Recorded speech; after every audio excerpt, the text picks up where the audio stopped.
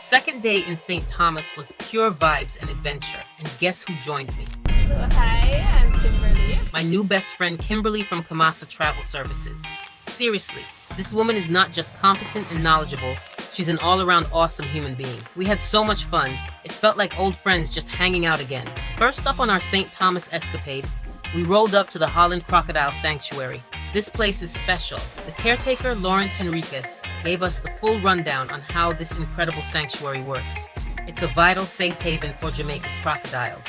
We got to meet some of these amazing creatures up close and personal and learn from Lawrence how we can all help protect them right here in Jamaica. Preserving our wildlife is so important, and places like this are doing the work. Now, you know how it goes in Jamaica. 1 minute the sun is blazing, the next We get ran out of the crocodile sanctuary. So we can leave before we get too bunny. a little shower decides to bless us. During our crocodile adventure, the rain started falling, and we had to cut our tour a little short. So on our way back out to the main road from the sanctuary. Hopefully the car can make it. Where's the Kimberly? We'll make it. No man, God is on our side. We're gonna be fine. Okay, very good. But a little rain never stopped a true adventurer. From the wild, we shifted gears to a powerful journey through history on the Paul Bogle Heritage Tour. Our first stop was the iconic Morant Bay Courthouse. You can feel the history emanating from this place. This is where Paul Bogle led that incredibly impactful protest, where over 400 people tragically lost their lives. It was a sobering moment, and we also saw the memorial dedicated to those who were killed during the protest. The courthouse itself is actually burned down, and the statue of Paul Bogle that once stood proudly in front of it has been removed. But the base is still there, a silent reminder. The statue used to stand right here.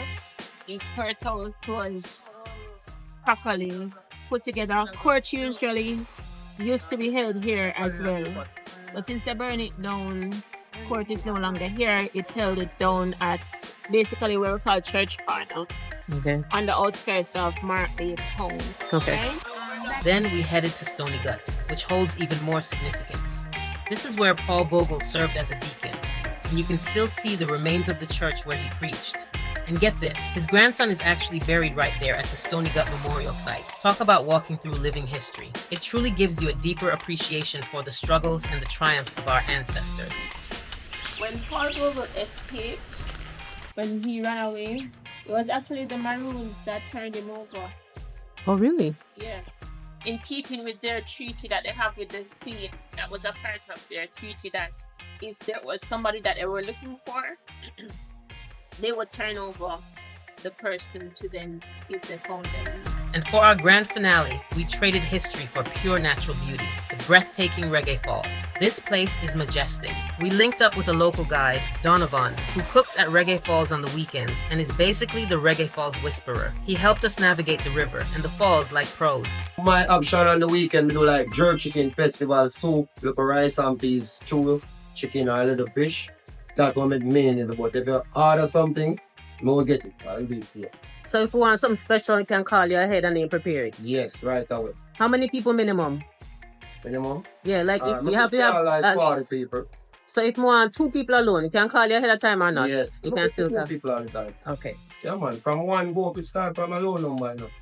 From more time, a low number report that. Yeah, man. Have a blessed day. And not only that, but Donovan is also a master behind the lens. He helped us capture some truly awesome photos and videos. So you know this vlog is going to be looking extra crispy.